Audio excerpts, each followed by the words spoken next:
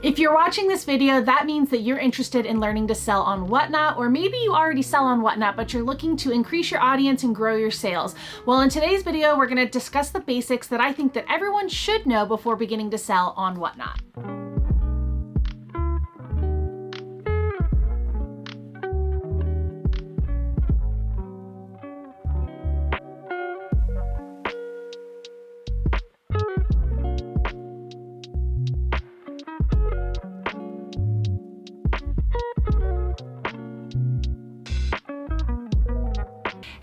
We are back with another video, like I said, discussing the basics of selling on Whatnot. I think that when you are getting started on Whatnot, there are just a few things you need to know to really be successful, or at least start off on a successful foot. Maybe you've just learned about Whatnot, maybe you recently signed up, or maybe you've done a few shows and you've realized that you want to learn a little bit more about the platform. So today I want to talk about just a few things that I think are really valuable pieces of information. I discussed in my last video that I wanted to use this video as kind of a way to help you determine if Whatnot is a viable platform for you. Maybe you've been a reseller for a while and you're just looking to integrate this platform into your current repertoire of selling platforms. Maybe you are new to reselling in general and you want to get started on Whatnot. I think that this video is going to do a really good job of kind of helping you determine where you fall as far as how much you think you want to incorporate this platform. Whatnot isn't necessarily for everyone, whether it's the live aspect component, the personality component, the platform itself, or the small user base that it has compared to some other more established platforms. But ultimately, I think Whatnot is a really great place to sell. I know I've expressed my love for it and I really enjoy it, and I think that you can enjoy it too. So listen up, let's go ahead and go through this list. I'm going to start with some of the stuff that I think is the most important and trickle on down to some other just honorable mentions. And then at the end of the video, I'm going to give some little tips that I just think are little nuggets to consider. I determined that this video series of getting started on Whatnot and kind of being successful on selling on Whatnot is almost a 3-part series. Now, I look at this as kind of the first base set of this is the general, the basics, the kind of everyone needs to know. And then I think there's a secondary video that could cover stuff like the tips and the tricks, the kind of maybe you haven't thought of this before. And then I think there's even a third type of video that could really go into the super kind of niche, really things that are just out of the box, detail oriented, really hyper focused things that are going to really elevate and take your business to the absolute next level. But let's cover the basics. Let's talk about the must need to knows and just help you determine if this app is for you. So starting us off, I actually have a small analogy I've used in my coaching calls and in previous groups that I've been a part of. And it's the concept of you want that tall, dark, and handsome approach, right? That's the cliche we read about in books or see in movies, that he was tall, he was dark, he was handsome, he was, so dreamy, right? And I look at that as kind of attributes, right? These are things that you look for in someone that make them more desirable. So when I look at tall, dark, and handsome with Whatnot, I look at it as 3 things. First is going to be, do you have enough inventory or ability to source inventory? Second is going to be your consistency. Can you make an environment where you are setting a standard for your buyers and your viewers to know when they can see and find you so they can purchase your items? And then third is going to be your general personality. What do you have to offer as far as entertainment value, or just your general personality? So let's get into each of those topics just a little bit deep. But number 1 on the list, I really do think is inventory. Being able to source inventory consistently is going to be extremely important for the viability long-term of your business reselling. Whatever niche you're in, whatever it is that you sell, being able to find good, consistent inventory is what's going to help your business grow. When I first got into reselling, one of the best pieces of advice that I heard over and over again from seasoned resellers was that you need to pick a niche based on what you have in your area to source. So if you want to be a clothing seller, but around you there is tons of competition and really not that much great quality, desirable clothing, it may be a little challenging for you to break into that market. As an example, when I first got started, I was doing media, and one of the things I really wanted and liked to incorporate into my business was video games. And I saw a lot of content online about video games and how profitable they were, so I really wanted to incorporate video games into my niche. However, as I would source and go to different stores and even yard sales, I would find that video games were not something that were very prevalent in my area. Our thrift stores, mainly the Goodwills and most other thrift stores, actually do not put video games out on the floor at all. So you can't walk into a Goodwill here where I live and find video games out on the floor. You're not even going to find them in the outlets, and you're really not going to find them in the secondary stores as much.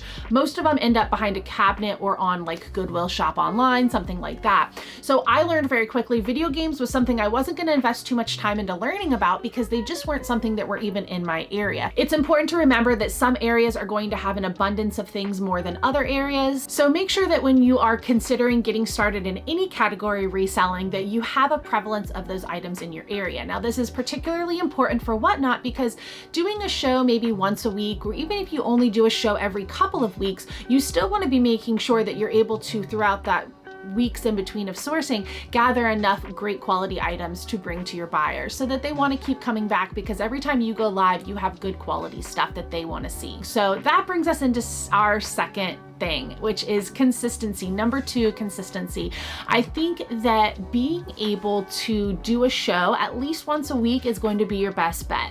I personally go live multiple times a week. I'm live on Whatnot every Tuesday and Saturday, always. Those are my 2 main days that I'm always live, but then I do pop-ups as well as other just random shows throughout the week. I do a Tuesday, Wednesday, Thursday, Friday, Saturday show, and then every other week I do a Tuesday, Wednesday, Friday, Saturday show. So I'm doing 4 to 5 shows every single week, which is great for constant exposure on the app. Every day I'm giving people who may be new or relatively new to the app a chance to find me and potentially purchase from me, and then continue to purchase from me in the future if they like the style that I have in my show. Creating a schedule for yourself is just beneficial for yourself anyway. However, creating a schedule for your buyers on a platform like Whatnot is really important as well. Now, you may say, there's no way, I hardly think I can do 1 show a week, and that's totally fine. If 1 show a week works for you, start there. That's where I started. I did 1 show every Saturday, and that was my kind of schedule, and it worked because every Saturday at my time that I went live, people knew that I would be on the app, and it created a level of consistency for my buyers. Now my buyers know that they can find me multiple days a week, but the thing I keep consistent always outside of just those days is 4 p.m. Eastern time. I am almost always going live at 4 p.m. Eastern time. That is my time that I'm going to be live. Now, if I have specialty shows or something personal in my life coming up, I might move the show back an hour or 2 just to accommodate that. As a side note, I also think creating a good schedule is really important if you are adding Whatnot into your existing repertoire of selling platforms, because you don't want to detract from sites like eBay or Mercari or Posh or wherever you might be selling that are doing well for you. So stay focused on what's working and don't detract too much for the flow of what you are currently doing in your other platforms that you sell on. You can add Whatnot by fitting it into your schedule as opposed to replacing parts of your schedule, because you don't want to just add more to your plate because you're going to get a little scattered. So make sure that you're taking time to really schedule Whatnot into your existing schedule so that it works not just for the platform, but for yourself as well. And then number 3 of our tall, dark, and handsome attribute system that I use here as an analogy is your personality. And I like to say personality / creativity, because a lot of people hear the word personality and think, well, I just don't really have much of a personality, or I don't really like the idea of talking to people like that in a live platform. So let's talk about the 2 types of people that I tend to come across when I mention Whatnot or selling live, or just in the past few videos, the comments I've received, I've noticed 2 types of people tend to comment about Whatnot. The first person is the person who's heard of Whatnot, they've signed up, they've jumped in, they've already scheduled a show, they're ready to go live right now, they have no reservations, they're full-blown ready to talk to a camera and sell some items, and they are jumping head first and are more than happy to just get started on the platform. And that's wonderful. I think that there are definitely some reservations you should have as far as just knowing what you're doing so that you're not fumbling and kind of creating a bad first impression on the app. But I think it's great that there are tons of people who are just ready to jump headfirst in and don't really have much fears or anxieties when it comes to the idea of being live. Now, the second person is a little bit more of the reserved. I don't know if live is for me. I'm not quite sure how I'm going to do on this type of platform. I really want to sell. I like the idea of a marketplace maybe, but I just don't know if I actually ever want to go live. I'm nervous and hesitant and having a lot of anxiety thinking about starting my first show. Now, both of these people can do absolutely incredible on Whatnot. I think it's really just more of, again, the product that you bring, the consistency that you bring, and then your overall vibe, your aura, your general spirit when you are live. I genuinely believe you don't have to be the most outgoing person in the world to do well, but I also think you need to be a couple notches above Eeyore. You don't want to be a downer. You don't want to be somebody who is doing a live, and as a buyer, someone's popping into your show and kind of feeling like, oh, what's going on here? Why it feels somber in here? You know, you don't want it to feel like a funeral home in your live, but you also don't have to have, you know, fireworks and extravaganza and horns and loud music and a vibrant personality to do successful. You can really find a happy medium. If you feel like you're somebody who naturally can engage in conversation with people, you're semi-outgoing, you're overall able to strike up conversation and engage, especially with strangers and just talking to kind of talk, then you're going to do just fine. And there's not a whole lot that you need to consider before going live as far as the personality side of things goes. But if you're somebody who feels like you struggle a little bit more with engaging in conversation with strangers, or being in a situation where maybe there's one or two people in a room and you need to kind of keep them entertained, that's totally okay. I think that you can find creative ways to still have success on the platform. It's not always about personality. Sometimes it's just about being engaging enough, and you're going to hit your target audience. And I think this is something that's really important to point out, that everyone is going to have a different target audience. There are buyers that I consistently see on Whatnot that buy from other sellers religiously that have never purchased from me. And there are people that purchase from me that I know don't buy from other people. And there are people who blend and buy from everyone. So you have to remember, you're going to find your people. You're going to find your audience. When you start going live and you start showing people your personality, your selling style, your inventory, you are going to gain a following based on the people that are most suited to follow you. You want to be around your type of people, your tribe, right? So it is okay if you are a little more on the reserve side, or you're extremely outgoing, or you fall right in the middle. There's buyers out there for all those types of people. So no matter what your selling style is, I think you're going to be able to find that there are people there that'll be more than happy to purchase from you, as long as you are bringing good quality inventory to the platform. All right, so that brings us on to our next point, which is going to be determining your selling style, which I think is really important when you are getting started. How do you plan on utilizing the platform to sell? Now, I had a lot of comments asking about just utilizing the marketplace, and I think that's a wonderful place for us to start. Whatnot has a marketplace, just like Facebook or just like eBay. Really, it is a place where people can go and search specific words, titles, keywords, items, whatever it is that they're looking for, and listings that are listed in someone's marketplace will pop up, and they have the potential to be purchased right then and there, just like you would on any other selling platform. And it doesn't have to be inside of a live experience. So currently, I think I have roughly 100 items listed in my Buy It Now, which are also available in my marketplace, which means that whether I'm live or not, someone could maybe be searching for, let's say, a children's Bible, right? And they can go to Whatnot and type in children's Bible, and anyone who has a listing with the words children's Bible in their title are going to pop up, and then they can then browse and go off of photos, title, description, or price, and figure out which item is best for them, and then purchase it right then and there in a marketplace feature versus being inside of someone's show. If you're someone who sells on multiple platforms, then you know that this is a great addition to have, just to have another marketplace for potential eyeballs to see your item and purchase. All right, so now you say, I like the marketplace, but I want to do lives. Okay, so here's your other options. I think there's two other good options. You have your one option, which is your standard talking show. This is where you're going to be interacting with the chat, you're going to be engaging, communicating, selling live, and showcasing the items you have and selling them. That is the general gist of what you do on Whatnot. I think your second type is more of that silent show approach, which is a little less common. It's not as easily to be successful in that type of show category, but it is possible. So you have people who do silent shows where they don't really talk in the show, but they just show items and they run them on auction. So you'll pop into a show, no one's really talking, there's probably some background music, and they're just putting a book on the shelf, on the screen, and running it as an auction. Then they take it off whether it sells or not, put it on the screen. Maybe they say thank you if somebody buys it, but that's kind of about it. And they don't really talk in their show. And there are people who do that and are successful because they're showing good stuff. So if you have amazing inventory, that is a really good approach. Also, I didn't mention this, but in that other like midway, like not really talking silent show style, a lot of people do what are called bin shows, BIN, which is the buy it now being filled with stuff, and they just sit and all you are there to do is shop their buy it now. So it's kind of like having their marketplace available anytime, except they're doing a live show featuring their marketplace, right? So as opposed to just saying listing items and putting it in the marketplace, they're listing the items and then they're going live and they're not on camera or doing anything, but they are offering their items in the buy it now for people to purchase. Alrighty, on to our next tip of a basic thing I think you should know before starting selling on Whatnot is just a reminder.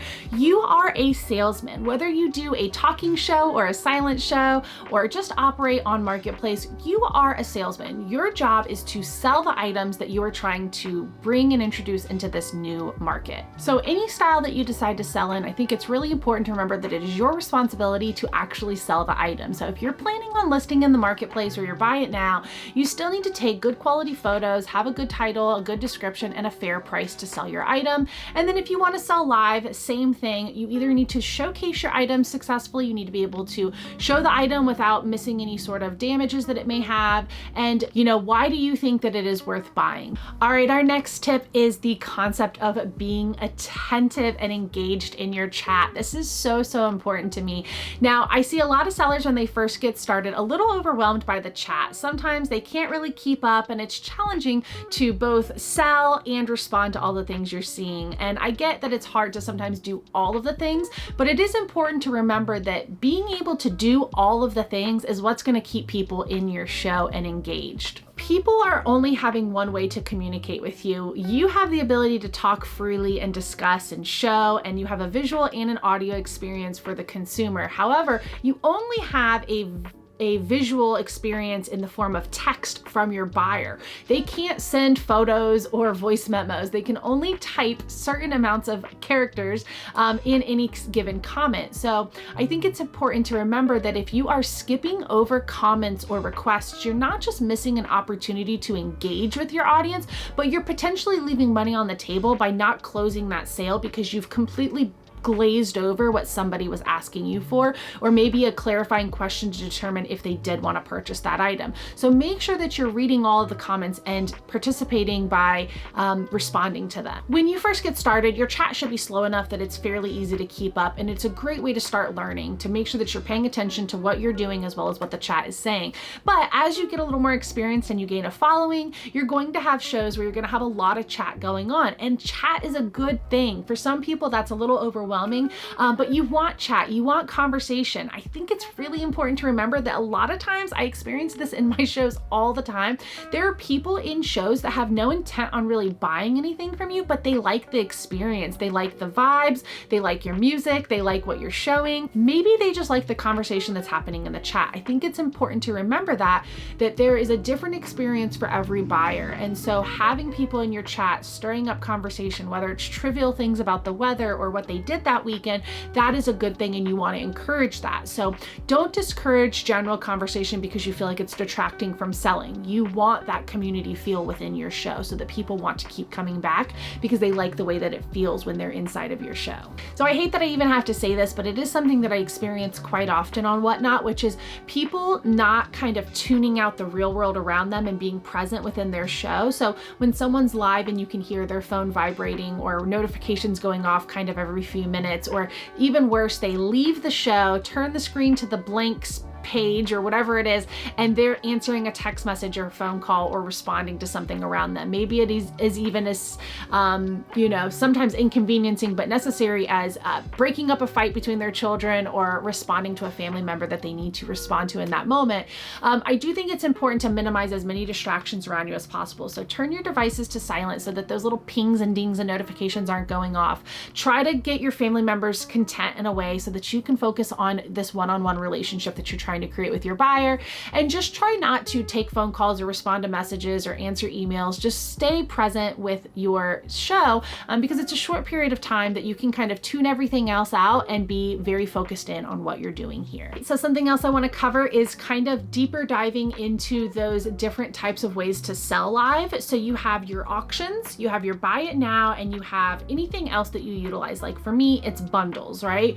So I just want to talk real quickly about what those different things are are for those of you that are kind of really brand new to Whatnot and maybe haven't even shopped on Whatnot, so you're not quite sure the different ways you can purchase. So when you're live, you have a few different things. You have your auction, which is where you're going to take photos, you're going to list items with a description and a price, all of the things. And these are going to be things that you're running as an auction that gives a set price that you're starting at with any opportunity for the price to go up based on how much demand there is while you're live for that item as it's running on auction. So maybe you start your auction at $5 for a specific item and it ends up selling for 15, right? So that is an auction. That's a variable. That's a way to get potentially more money than you're listing your item for by running it as an auction. Then you have your buy it now, which is where it's a set price. You're going to do the same thing. You've got pictures, description, title, price, all that good stuff. And then you're going to have a full list of things, however many items you have in your buy it now, that people can scroll through and purchase as they please. So while you are selling live, maybe you're showing a book or running it on auction, there are people that can be in the background of your show shopping in the buy it now and purchasing things right there in the background. It's kind of like passive income. While you're doing something in the foreground, they're in the background doing additional shopping to add to their piles to have everything shipped out when your show is over, which is wonderful. Now, the third thing that I utilize is bundles, which means that I run some auctions. I do have my buy it now, but mostly my main form of selling is bundles. So as I'm showing the books, instead of running them all individually as an auction, I'm adding them to piles and I am creating bundles basically that people can take a giant pile of books and cash out with one single transaction versus having to run a bunch of different individual auctions over and over again for, you know, for just tons and tons of items throughout the show. So keep in mind that when you are live, there are different ways to sell and different things to utilize, and you may be more of a buy it now person, you may be really only focused on auctions, or maybe you solely want to do bundles. Whatever your preference is, you have those options. Let's talk about something that has a little bit of a hot take to it. This is an overwhelming comment that I've gotten when I've started YouTube again, as well as just before YouTube, just selling on Whatnot in general. A lot of people have a lot of negative things to say about the platform, saying that, you know, it's just a liquidation site. You're never going to make nearly as much money as you could make on eBay or other similar platforms. You know, you don't get the value of what your item is, and it's just a waste of time. I don't know why people even sell on there, right? And to an extent, there is a thread of truth through those statements, which is, yes, it isn't eBay. It hasn't been around as long as eBay has. There isn't as big of a buyer pool. Sometimes items do sell for less than you could get them on other platforms, but there's so much more to Whatnot than just trying to maximize the amount of money that you get for an item. Some people do bring some of the things that don't sell as well on eBay or sell for a lower dollar on eBay to Whatnot because they can turn and burn it quicker, right? So while Whatnot is a bit of a newer site and it does lend sometimes to selling items for less than what they are worth, there is a social media component to it. There is a community component to it. There is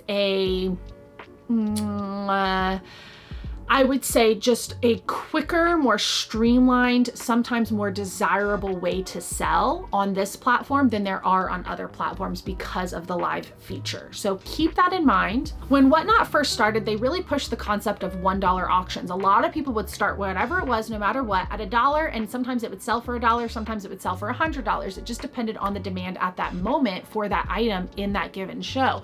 Now, it's steered a little bit away from that. There are definitely still people who do $1 starts, but a majority of people like myself start the item at the price that they want to sell it at. So I'm not going to start a book that I want to sell for a minimum of $5 at $1 because it might sell for $1, it might sell for $3, but it's not selling for $5, which is what I want it to sell for.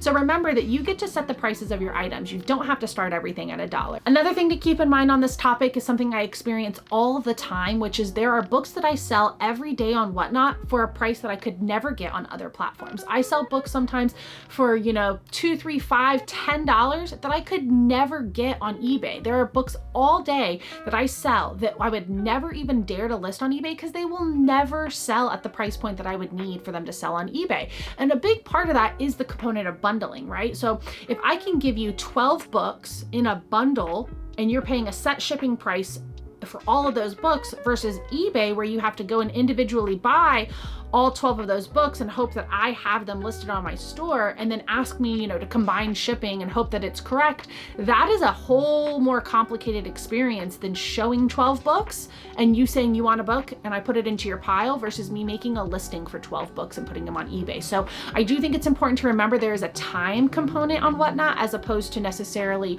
the highest value. It's maximizing your time. So keep that in mind. So we spoke a little bit about bundling, which I think brings me perfectly into my next tip that I think you need to know as a basics, which is just the fee structure of Whatnot. Now, the fee structure of Whatnot is by far one of the best. It is some of the lower fees that I've seen on platforms now, excluding things like Mercari where they got rid of seller fees. But for your basic selling platforms, I think it's really, really good. So here's how the fee structure goes for Whatnot. But the base commission of an item is 8%. You're going to pay 8% of the total price of the item sold for just the specific item. So if you sell a book for $5, you're paying 8% of the $5. Then you're going to pay a 2.9% processing fee that is going to be calculated on everything else. That's going to be calculated on the total price of the item, the shipping, and the tax, right? So you're paying 2.9% on the total cost paid by the buyer. And then there is a 30-cent transaction fee for every individual transaction. So let me break this down a little bit more for you. Let's say you sell an item for $10. You are going to pay 8% of the $10 as your base commission. Then you're going to pay 2.9% on the total, which might be $10 for the price of the item, let's say $5 in shipping and $1 in tax. So now you're going to be paying 2.9% on the $16 total that the buyer paid. And then if it was one singular transaction for $10, you're going to pay 30 cents. And that is just the basic fee structure of how Whatnot works. So what I think is the most important is not the 10.9%. That is very basic and a very reasonable commission fee for any selling platform. What I think is really important to note here is the 30-cent per transaction fee.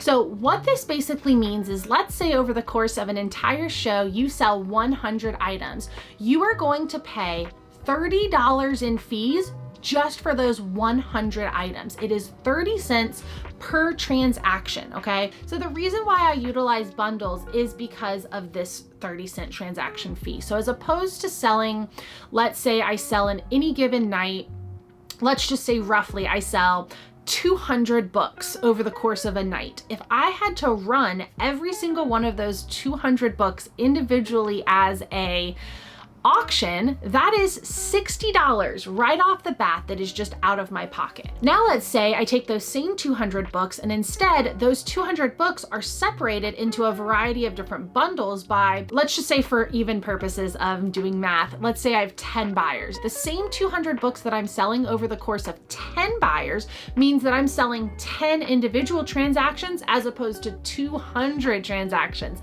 So it's the difference in $3 versus $60. It's the same amount of books. I'm just making my fees lower by doing the bundles. So I think that 30-cent transaction is something to really keep in mind. Just as a small breakdown, a lot of times this is about the estimate you're going to make. If you sell one single item on auction for $1, you have your 30-cent fee and then your 10.9% transaction fee. That usually comes out anywhere from about 47 cents to 59 cents is the range I've seen, depending on the state that you're purchasing in with the taxes or the weight of the item and the shipping cost, right? Definitely want to keep track of how much you're starting your auctions at, as well as how much you're utilizing something like bundles versus an infinite amount of auctions, because those fees do add up. Next up, let's talk about understanding the Whatnot interface. I know for a lot of people who are getting started, it is just challenging to know what all of the buttons are. Where do you find all of the things? How do you find, you know, the certain things you need to do, whether it's running an auction or seeing what you've sold or pinning up a giveaway or whatever it might be. Getting familiar with the Whatnot selling user face is going to be your best friend. So what I recommend to you is doing a private stream. And what this looks like is going into your Whatnot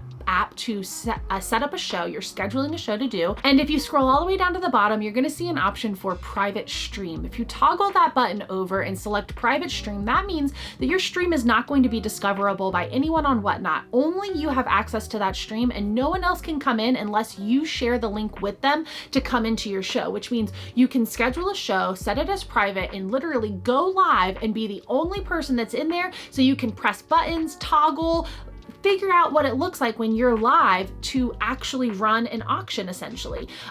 It is a great way to learn without feeling the pressure of someone watching you or being live and going, oh, sorry, I don't know, this is my first stream, please bear with me. That's okay to do, but you can prevent a lot of that stuttering and mumbling and kind of trying to figure your way through it on your first, second, and third show by utilizing that private stream option and just working out all of those kinks at the beginning. The last basic that I think most people need to know before getting started is just a very simple and general one, but I do think it is so important, and that is organization, okay?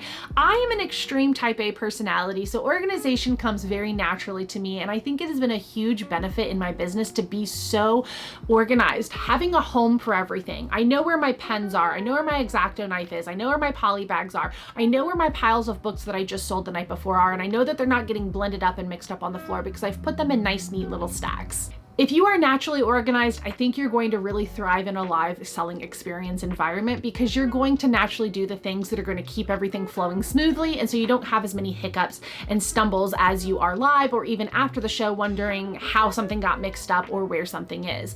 If this isn't your strong suit and you're not naturally a very organized person and maybe you are a little bit more distracted or easy to kind of make a mess around you, that's okay too. It will just be up to you to kind of learn how to make the systems work for you. So figure out what works, utilize that, and then repeat it. And as long as you're not sending books to the wrong person or items to the wrong buyer and switching up orders, you're gonna be in a good position, because that's the main downside of being unorganized, which is just mixing up orders and sending the wrong things to the wrong people. Make sure that you are staying organized with a live selling experience with good levels of marking your items that you're selling. One of my biggest tips is utilizing Post-it notes. Make sure you have some good quality sticky Post-it notes that you can use to label the items that you're selling. If you are selling things outside of books, I think a really good alternative to sticky notes, if you're selling like a lot of hard goods or plush or something like that, is painter's tape.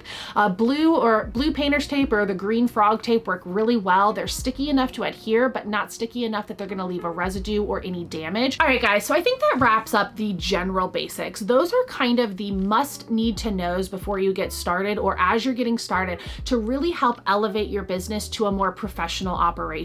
I want to talk next a little bit about the equipment I use, because these are things I get a lot of questions about. Now, just a reminder, I do have affiliate links listed in the description below. So if you're interested in what kind of printer I use or the poly bags I use or what kind of tape I use, everything is listed below there. And I just want to kind of go over real quick some of the things that I think you need to be a little bit more of an advanced operation. I think that you can get by without using some of these things, but overall, if you can get these first few basics, I think you're going to be really set up for success. So the very first thing I think that everyone needs is a quality tripod. I will link the one below that I use as well as the attachment that I use with it, because I think that the tripod itself is good. However, I enjoy having the attachment, which allows me to manipulate the camera in more angles than the tripod allows me right off the bat. But this is a great affordable tripod and it's done me well. I've enjoyed it. The next thing you're going to want is some sort of lighting source, whether it's a ring light or a large maybe photography style light, or maybe just really good natural sunlight or lighting from overhead in your room. But I do think that a good quality light source that's just at least shining clear light on the product you're selling is important, so that you're not giving off a dark, dingy vibe or people can't quite even see the thing you're trying to sell because there's just not quite enough lighting. For the live part of the show is the Post-it notes. Like I mentioned, good quality Post-it notes that stick well, or painter's tape is going to be really good for marking your bundles or items that you sell on auction. A thermal label printer, I cannot recommend this enough. When I got one, it changed my business. It was only a few months into my business, but when I got one, I was like, oh my gosh, I never have to tape a label to a package again, and it was incredible. So if you are still printing out your paper labels and taping them across your boxes, please invest in a thermal label printer. This is the one that I use. The brand is called Munbin, and I really love it. This is the exact model that I've had, and ironically, if you look here at the top, it tells you when I purchased it, which was back in January, I think, of 2021, and I've had it ever since, and I've literally never had an issue with it. I did have to do some troubleshooting to get it set up and get the right label size printed out, but after that, I have never had a single issue with it. I have ordered labels. I think if you show the labels here, which are usually about $21 to $22, I have purchased them 21 times in the last 2 or 3 years that I've had the printer, since 2021. So a very, very good printer and quality labels at a very overall affordable price. So this is the one I highly recommend. I did totally forget to mention a good quality scale. I use this one by Accutech and I love it. There are tons of scales out there that are going to work great. So just pick one that you think works best for you. And then your general shipping supplies. Again, all of the shipping supplies I use are linked down in the description. So I use 3 different size poly bags. I use a specific clear tape. And then of course, all my boxes are recycled. So I get all my boxes from the dumpster. And I don't buy those boxes ever. I don't think most people need to buy boxes. So definitely make sure you're going out and scouting to see where your sources are for good quality boxes. But that is the basic equipment. Those are the basics. Let's just do a few honorable mentions. I have a couple of things that I want to just give you as last parting tips and takeaways that I think are just going to continue to elevate you up onto the next level. All right, so the first one I think is so obvious, but I see so many people not utilizing this part of Whatnot, which is adding a photo to your thumbnail and adding a preview video to your thumbnail. So that means that when someone is scrolling through Whatnot and they're thinking about what shows they either want to join or want to join as they are coming up, they can see a thumbnail, something that's enticing to them, something that makes them go, oh, what's that? And then they see the title, and then maybe they click on your thumbnail, and when they click on it, it opens up to a video of you going more in depth on what you're selling or what you're offering that night. That is advertising. It's free advertising for your show. So you need to utilize putting up a thumbnail, a photo that generally encapsulates what it is that you're going to be selling, and then utilizing a video that helps then elaborate on what you're going to be selling. I promise you're going to get so many more bookmarks, and you're going to have so many more people actually attending your shows if it's not just the photo of yourself or your dog or whatever your generic profile picture is, but actually information showing them what's inside of this show. All right, the next one is one that I swear by, and I'm going to have to go into more depth on this one in future videos because I think this is super, super important, but it is pinning things up to your show. And so I took a little screen recording here. Hopefully you can see at the bottom that you can see as I'm scrolling through my auction tab, I have made these auction listings that I can pin up, and they are basically just messages explaining to people what we're doing at that given time. So you can see I have one that says, welcome, we're doing housekeeping. Everything's pictured in the auction tab. All my shelves are photoed. Let me know if you have any requests. I do bundles on my show, so on and so forth. I'm giving people the information they need. So as they pop in, they can determine, is this a show I want to stay in or not? Then, for example, when I'm running inventory, when I'm showing new inventory books, I have something pinned up that says showing new inventory. How can people get engaged without me having to say it over and over again? So I have claim a book by saying the title of the book, and I'll add it to a pile for you. Well, what if they don't know how much books cost? Well, that's there too. Books range from $1 to $7, but a vast majority of my books are $2 to $4. That is giving somebody in a small little paragraph at the bottom of my screen while I'm live so much information to go off of that I don't have to tell them every single time they come in. Now, when you're first getting started, again, you're gonna have a lot less people popping into your show. So you're able to kind of repeat that to everyone as they pop in, but that does get exhausting. So utilizing those pins at the bottom of a show, that is something I think is an elevated level to your business by giving people the information they need when they pop in. Another one is another thing I think is so obvious, but I don't see people doing, which is scheduling out your shows. So if you are live, you should always have a minimum of 1 show coming up for people to bookmark so that they know when your next show is going to be. They can bookmark it and they can get notified when you go live. So it's really important to at least schedule out a few shows in advance. Remember, if something comes up, you can always reschedule the show. You can push the date back, but the goal is to get those bookmarks on your show so that people can be hyped up and excited to attend it when you go live and get notified through Whatnot. So schedule out shows. Have at least 1 show scheduled at any given time for people to discover. And the last takeaway that I have is, of course, the most cliche one: have fun. This is not just a selling platform, but it is somewhat of a social media platform. There are a lot of ways to create and build a community here. You're going to find people who are going to become friends. You're going to have buyers who you end up adoring because they are helping to support your business. They are constant buyers, and that is a great thing to have. So have fun, build a community, enjoy your shows, enjoy the chat. Don't just be there to make a transactional, business move, but be there to actually dive into the community, because a lot of people think Whatnot is, again, like I said, just like this liquidation platform that's not really viable, but there's so much growth happening there, and there's new buyers discovering and there's new sellers discovering the app every single day. So I really think you should consider jumping in and getting involved in the community. Now with that comes the final takeaway, which is getting involved in other people's shows. There's a benefit to this for so many reasons. I think first and foremost, the obvious benefit is that you get to start to kind of watch people, right? It's good to watch people that are selling in the category that you want to sell in, and understand how do they run their shows? How are buyers buying within their shows? Maybe even purchase something from them to see what the buyer experience is like. It's important to understand when you're selling on a platform how the buyer experiences the platform. So buy something, purchase it, see what it's like to bid on an auction or go into the buy it now, see what it feels like when the package comes in. How does the packaging look? How did the seller do as they packaged the item and it arrived to you? Did you enjoy the overall experience? It gets you more familiar with the app that way. So it's not just learning the things maybe that you do want to do in a show or getting helpful tips, but learning some of the things you don't want to do in your show. Maybe you see something and you're like, oh, I do not like that and I would never do that. Or their music is so loud, I need to be mindful that my music isn't so loud that it's drowning out my voice, right? Whatever it is, there's a lot of good takeaway. But more importantly, it's getting part of the community. It's recognizing the names of other people that are in the category that you want to sell in. Start learning what the buyers are like. Strike up a conversation so that way when you do decide to go live or schedule your first show, you now have a little bit of a name recognition. People have seen your name. They've had a conversation with you, right? Maybe you've connected with them on some level. It's a shameless way of self-promoting by just being engaged in the community. You don't even have to tell anyone, oh, I'm having a show, you should come check me out. They will be on the app, they'll see your screen name and go, oh, I just had a great conversation with that person the other day and so-and-so's live.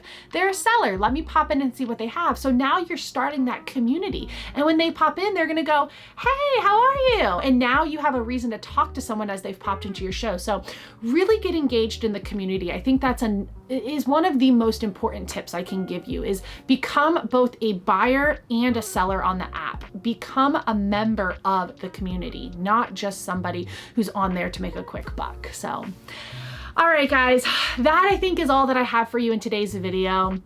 I know that was a lot, but I think that I did a really good job of breaking down, like I said, the absolute basics that you need to know. These are just non-negotiables. They're things that I think are super important and everyone should be utilizing on the most introductory level, whether you've been doing it for a while or you're just getting started or you're thinking about getting started. These are helpful tips. So hopefully you guys enjoyed it. If you did, if you haven't already, please hit that like button. It helps me out immensely. And of course, consider subscribing if you haven't. I don't know what you're doing here if you haven't subscribed already. So hit that subscribe button, hit that like button. I will see you all next week with another information-packed episode full of great content. I hope you guys have an amazing week until then, and thank you so much for watching. Bye.